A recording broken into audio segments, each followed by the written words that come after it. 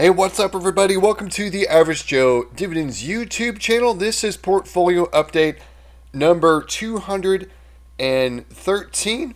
If you haven't done so already, please subscribe to the channel. I'm almost at 3,000. I'm like 3 short, so please subscribe to the channel. Also, please click like because I'm not trying to sell you guys anything. I'm showing you how I built this dividend portfolio to pay for all or most of my bills in retirement. So what we're looking at right now, this is my M1 stock brokerage account, my Average Joe dividends portfolio. This is a taxable brokerage account. We can see what the value is right now. We're just over 300,000, and we're at 304,686.19. This is of course going to change because the markets are open. So what I do in these Monday videos, these are my buy videos. Every Monday morning, I deposit $100 into this account, and I use auto invest, which is a feature that M1 has. I'll show you. There's a little button, a radio button that's toggled to auto invest the deposit. So what it's going to do is it's going to find the underweighted portion of the portfolio. You can see I have the portfolio divided into 3 different slices: the ETFs portion, the dividend portion, and then I added 10 more dividends. And you can see here the actual and target. Where the actual is underweighted, we have 1 slice, and that's the ETF slice where it is underweighted. So the first money is going to go into the ETFs until it is balanced, until it gets to that 62%. Or in the case of if the dividend portfolio or 10 more dividends were underweighted, it would put the money there first. You can see we're definitely overweighted in the 10 more dividends. And I think NVIDIA, Oracle are the main 2 reasons why that is overweighted, because it just keeps going up. But of course, NVIDIA, Oracle pay a lower dividend. I like to have a good mix of dividend paying stocks that pay a high dividend now and one later. And if you're curious to see what's all in this portfolio, I'll leave a link below to my M1 pie, so you can see all the different companies, ETFs, and the percent allocated to each of those. So let's just take a look at the performance of this portfolio. I want to track pretty close to what the S&P 500 is doing, and also I want a dividend yield a lot higher than like an S&P index. And this portfolio does just that. And we can see over the last year, the money weighted return is at 12.93%, which is pretty close to the S&P. But again, the dividend yield is well over double. You can see owning stocks, it's a little bit volatile, and you can see with all the tariff talks where we had this going on. But look at since April 8th, we've gone up more than right about $62,000 in gain here in this portfolio, which is just outstanding. We'll look at the last month, and pretty much the same. It's been a good month at 2.24%. I'll take that each and every month going forward. That would be quite nice. In the last week, we did hit right around here. Looks like it was our high on August 13th. It actually corresponds to when I cashed out on, not in this portfolio. I'm not going to sell anything in this portfolio, but I had some Vanguard ETFs and taxable brokerage that I liquidated to pay off my house, which I'm in the process of doing right now. But we'll get into that a little bit later. So let's go to the activity log. So we want to see the stocks that were bought here, but there's some activity that happened over the weekend, and starting with Procter & Gamble, some dividends rolled in. You can see these 4 dividends from Procter & Gamble, Costco, from Realty Income, and then look at that nice one from AbbVie, 44.25. So what I do is I have it set up to, if I receive a dividend from like AbbVie or the rest of these, I just drip it right back into the company that paid it. So we're going to see the next dividends for these companies go up. And also, it looks like there's an additional buy in here. The $100 looks like it went into 1 position. And we're going to see that next dividend go up as well. So you can see here is the deposit here, the $100 that I deposit every Monday morning. And then there were $74 $4.92 of dividends to be dripped from these 4 positions here. So what we're going to do is we're going to click on this. We're going to read off the fractional or whole shares that were bought in this buy here. So first up, Costco. This is a dividend drip, $4.34. It's going to buy a really tiny sliver because Costco is right about $1,000 a share. We'll see if it moves up the next dividend by a penny to like $4.35 or what it does. We'll see. I'm not too confident it will because Costco pays a low dividend right now, and it's a small dividend. And but anyway, the 435, that bought 0.00446 of a share, a tiny sliver of Costco, but every little bit helps. I never regret buying more Costco. I know I keep saying that. And a lot of people say Costco is always overpriced. Well, it's been overpriced for like the last 8 years. So here's BST. This is where the $100 went into. And again, this is based upon the allocations in the portfolio. This was underweighted. And so that's where the money went to. The $100 bought 2.546 shares of BST, which is a high-yielding, closed-end fund, which I have quite a bit of money in. And it uses a covered call strategy with like tech stuff. NVIDIA is one of the positions in there. Next up, AbbVie, another dividend drip here, the 44.25. That bought 0.21296 shares of AbbVie. Then next up, this is a monthly payer, Realty Income, $14.83. Bought just over a quarter share at 0.25314 shares of Realty Income. And then last but not least is Procter & Gamble, another dividend drip here at $11.50. That bought 0.07368 of a share of Procter & Gamble. So what we need to do is we're going to have to update my Google Docs spreadsheet. But we're going to click into Holdings tab because that's what we're going to come back to. And again, if you're curious to see what's all in this portfolio, the 50 positions, but the bulk of what's in this portfolio is really in SCHD and BST, or NVIDIA is the largest position, and AbbVie is not close, or it's not far behind there, and that's one of the positions we're going to see that next dividend go up for. So let's go to my Google Docs spreadsheet. I'll leave a link below to this. You're welcome to use it, and you can see how I track the positions in my portfolio. You can see the company and ticker symbol here. What I do is I use a color coding for the month that it's going to pay in. Since we are in August, we're in that medium green. So we'll concentrate on that right now. Let me scroll down so we just show the August payers here. And Verizon was the first one up. You can see shows the current share price. Here's the average share price I bought Verizon. Here's the number of shares I own of Verizon. Here's the value if I were to sell it. Here's my cost basis. And then here's my gain or loss, including dividends. Here's that gain or loss expressed in a percentage. If it were 25% or above, it would be in the green. Here is the quarterly dividend per share for Verizon at 68 cents. I think they're going to be, in September, next month, they will likely increase that. It's going to go up by probably, at least a cent, if not more. But here's the current yield. Anything above 5% will be in green, 6.09. So this is a high yielder, but a slow grower. And I have a variety of I have some that pay high dividends now, and some that pay low dividends but increase their dividends by double digits. Costco is one of those. Here's the date that it paid its last dividend. Everything on this sheet is sorted from A to Z. So you can see here's my August payers in here. We can see so far what we've received with that 167.82. But look at over here, the next dividend. We're going to see it go up even higher because we have not accounted for the drips in the 16th. So 169.11 before, but it's going to be over 170. You'll see. So this is how the power of like dripping your dividends is.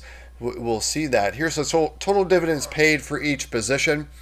Look at like BST. I've received over $13,000 in dividends from BST. But the bad news with BST is it's been a few years since they've increased that dividend. You can see here Verizon again, that 2%. So anything, I think 5% was the threshold for the green to kind of show ones that are like higher payers. And look at Costco at 12%.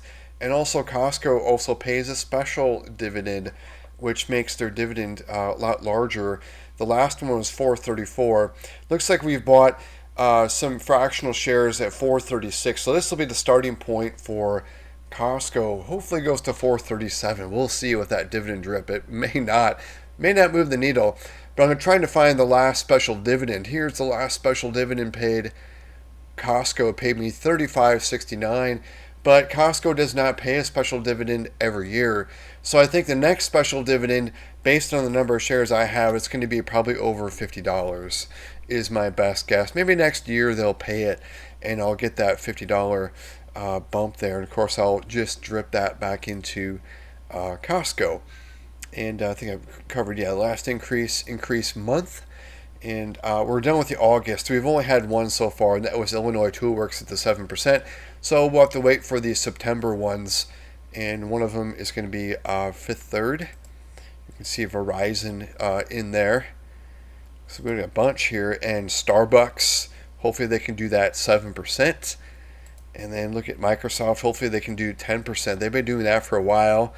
And then McDonald's 6%. Hopefully we can see another 6%er for McDonald's. I think that covers the next dividend increases that will be for September. And so what I've done is for BST, we are past the ex-dividend date. I think it's like the middle, like the 15th. So this is going to be at the end of September. But I will be getting 530.41 though from BST at the end of August. But we'll see what the next dividend is going to be with $100 going into BST. And here I track the cash flow average monthly, quarterly, and annual.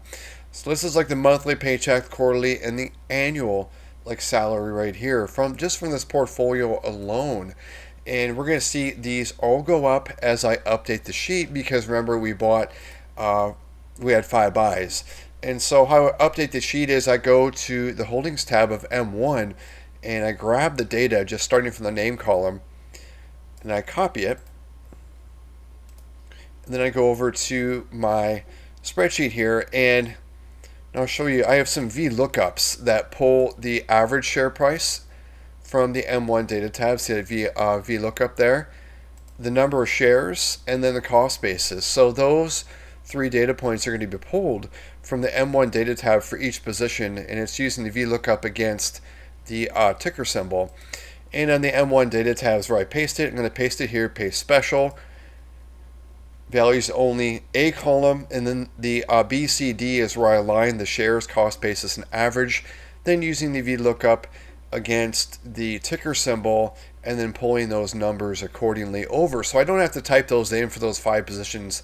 That would be 15 different cells I would have to update, but I just updated them right now. It's already done. So let's go look at the new values for the next new dividends here. And we'll start with so we're going to move from 14.83. So next month it'll be 14.89. Added 6 cents there. And look at Costco.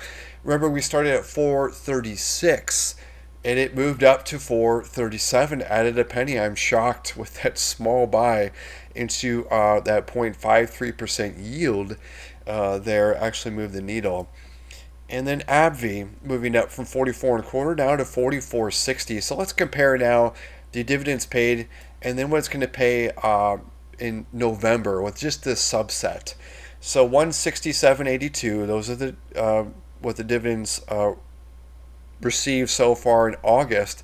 We'll see just again the same subset, not all of August here. We'll see what they're going to pay.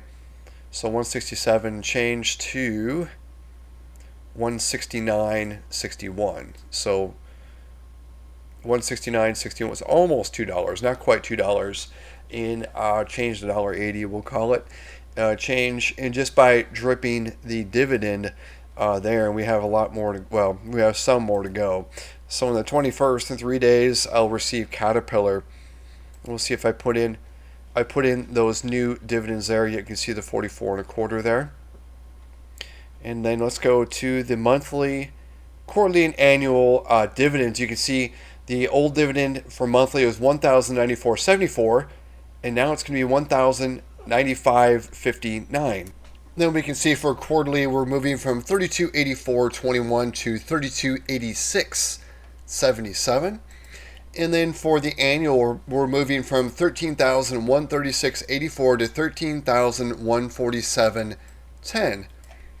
Then what I do is I grab the monthly cash flow average number, the 1,095.59. I put that into the monthly average dividend tracking tab, and I track the changes within the portfolio for cash flow. So we're going to take that 1,095.59. We'll put that there. And so what we've done is with the Costco, Procter & Gamble, AbbVie dividend drips plus the $100 deposit, we have increased the monthly income just in this transaction alone by 85 cents. So every single month going forward, I will be receiving 85 cents more just because of this one transaction. You can see little things like Apple had a dividend drip there, added a penny. Sometimes it's very low. Sometimes it's a little higher. Sometimes it can be a couple dollars. You can see there. So it can range from $1, or excuse me, from a penny to a few dollars. And I'm trying to increase this all the time. Of course, the more shares I have, and over time, and especially with like dividend increases as well, it's going to increase this number. And the three things that increase my monthly income are deposits, and then drips, and then dividend increases. Those are the three forces that move this forward. So let's go on to the dividend tracker tab. I think I forgot to cover this in the last video, but this kind of shows some historicals here, starting from January 2019, where the portfolio value was $1,300, and then is rounded to the nearest $100. At the end of each month, I will take the value and then I close it out. We can see where we're at right now. We're at $305,000. And the markets are live. It could go down to 304.9 here if the markets dip while we're doing the video here. But here's the dividends paid so far in August, 167.82.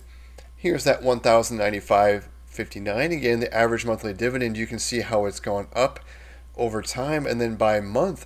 So for the month of August so far, for 18 days in, we've increased that monthly dividend by $5.51 for a month-over-month gain of a 0.51%. Here's that annual dividend again.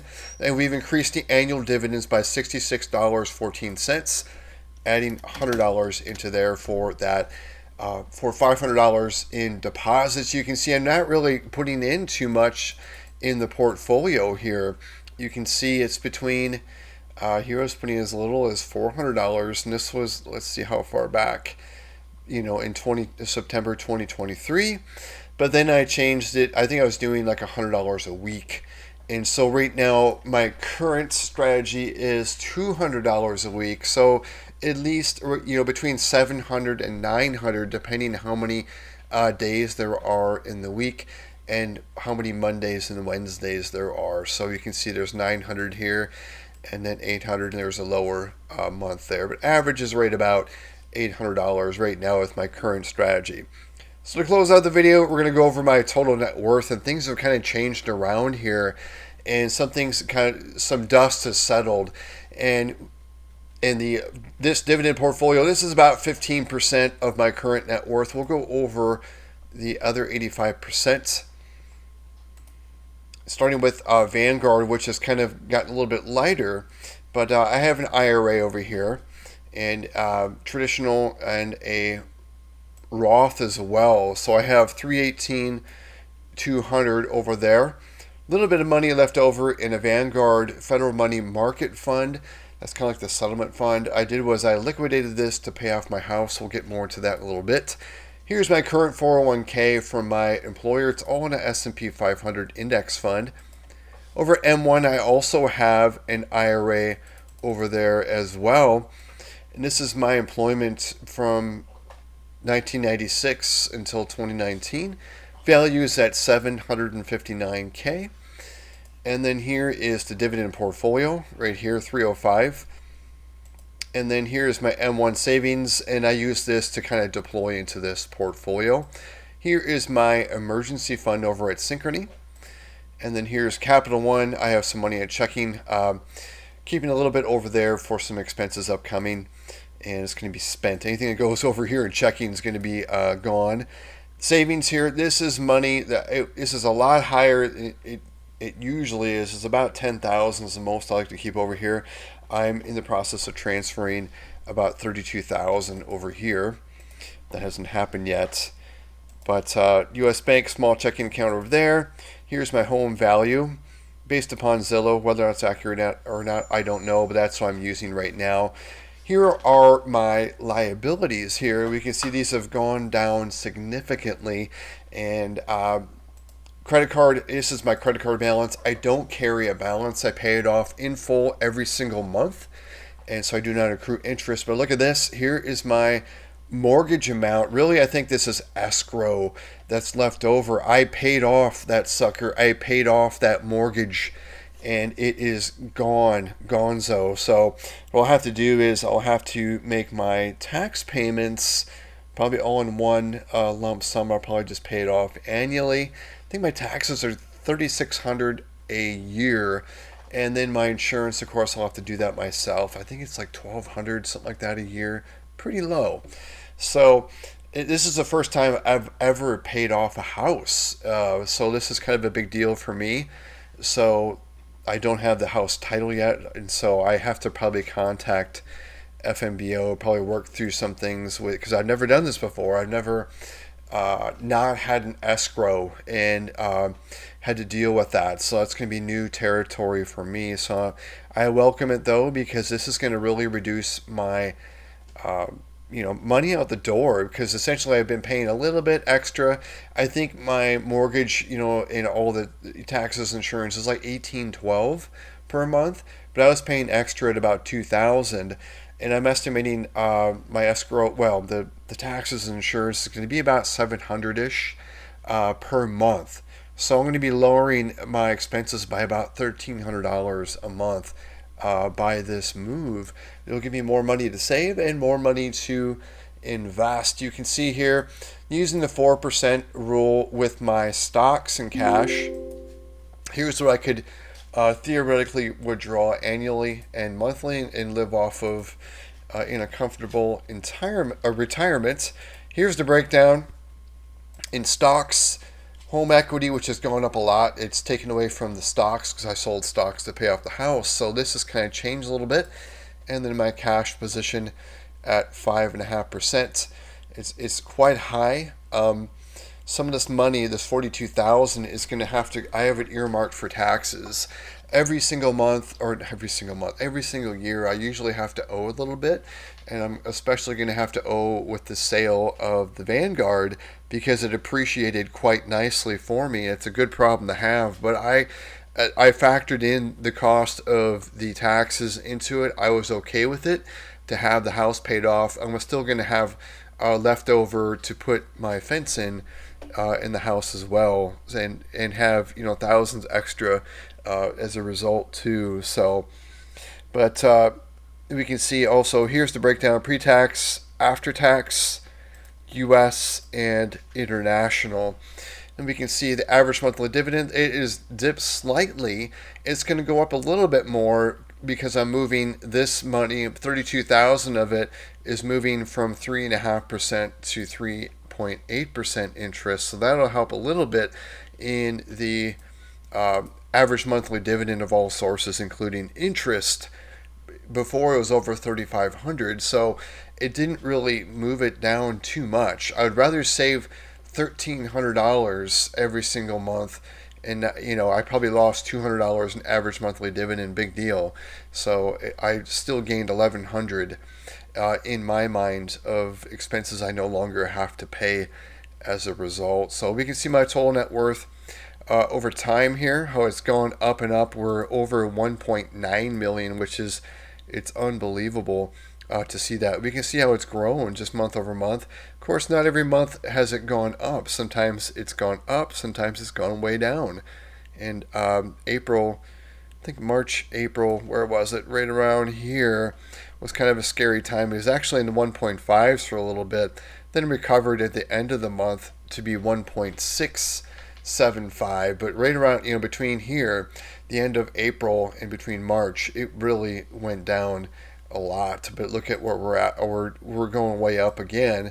But I don't know where my net worth is going to be. I can't really control it. It's all in stocks. What I can control is my own expenses, and like doing things like paying off my house, which is going to give me a lot of freedom as a result. So that's all I had to show you guys for this video.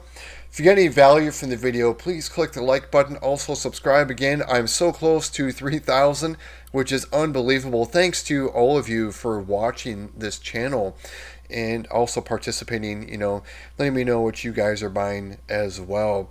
So here's what I bought, and it all went into BST. The rest are drips. So thanks again, everyone. I hope everyone